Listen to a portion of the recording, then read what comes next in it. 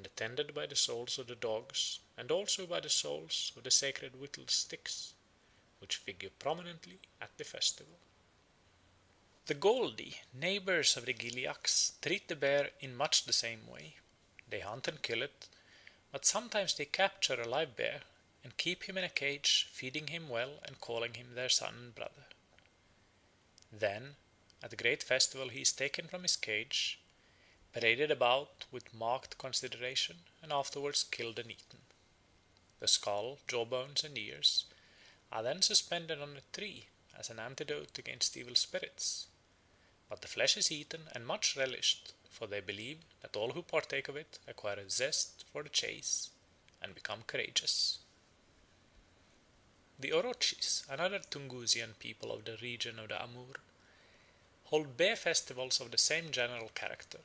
Anyone who catches a bear cub considers it his bounden duty to rear it in a cage for about 3 years, in order at the end of that time to kill it publicly and eat the flesh with his friends. The feasts being public, though organized by individuals, the people try to have one in each Orochi village every year in turn.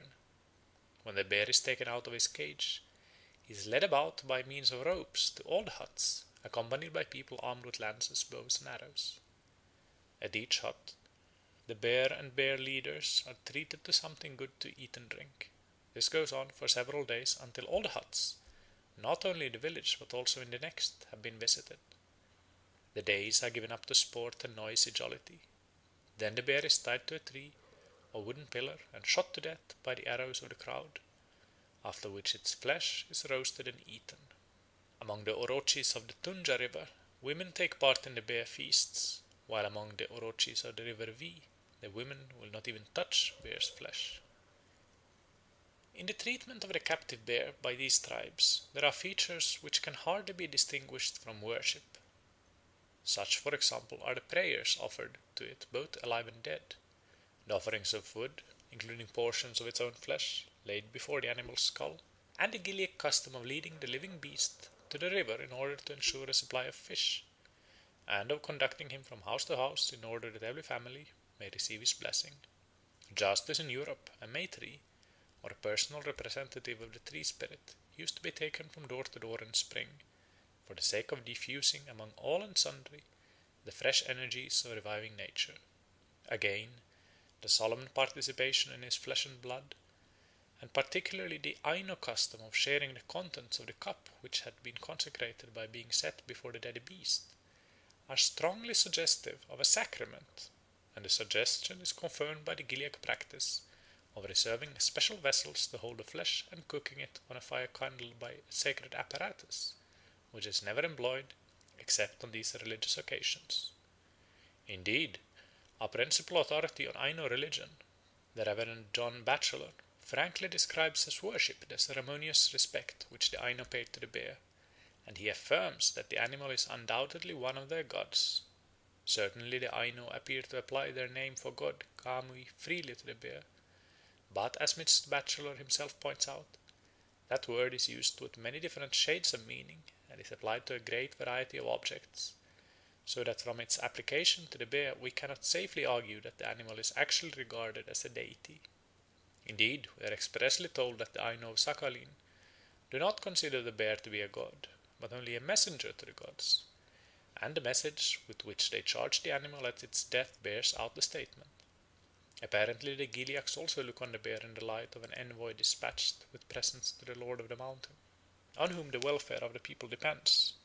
At the same time they treat the animal as a being of a higher order than man, in fact as a minor deity, whose presence in the village, so long as he is kept and fed, diffuses blessings, especially by keeping at bay the swarms of evil spirits, who are constantly lying in wait for people, stealing their goods and destroying their bodies by sickness and disease.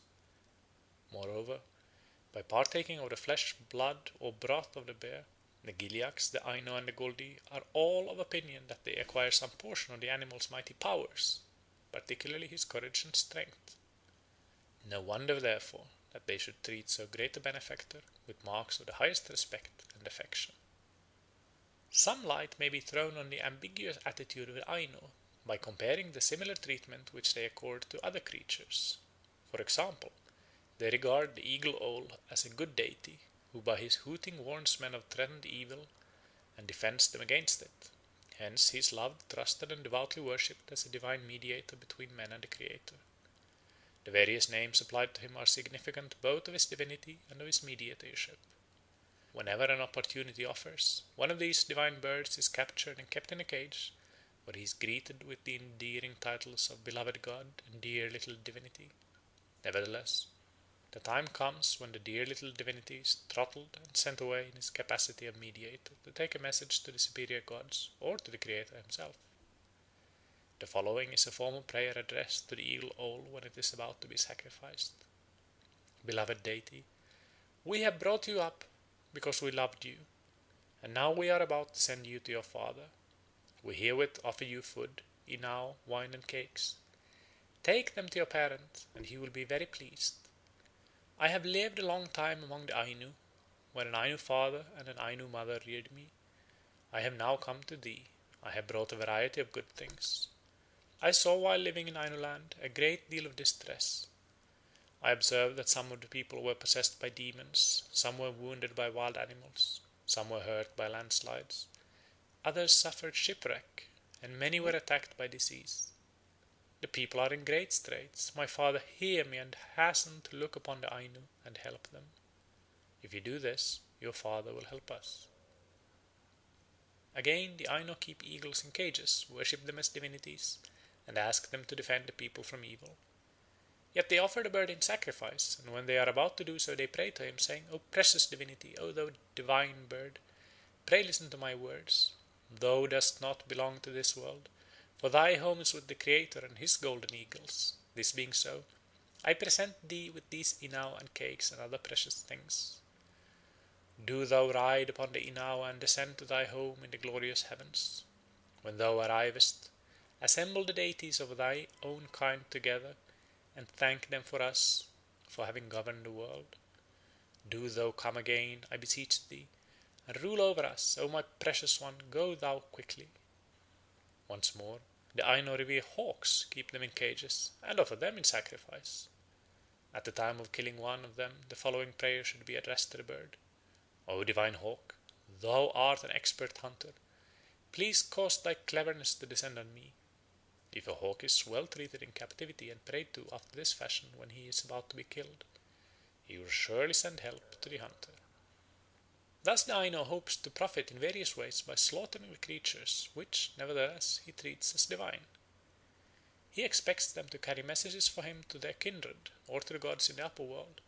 He hopes to partake of their virtues by swallowing parts of their bodies, or in other ways, and apparently he looks forward to their bodily resurrection in this world, which will enable him again to catch and kill them, and again to reap all the benefits which he has already derived from their slaughter.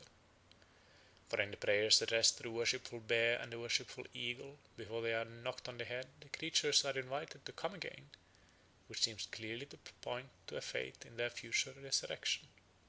If any doubt could exist on this head, it would be dispelled by the evidence of Mr. Batchelor, who tells us that the Ainu are firmly convinced that the spirits of birds and animals killed in hunting or offered in sacrifice come and live again upon the earth clothed with a body, and they believe further that they appear here for the special benefit of men, particularly Ainu hunters.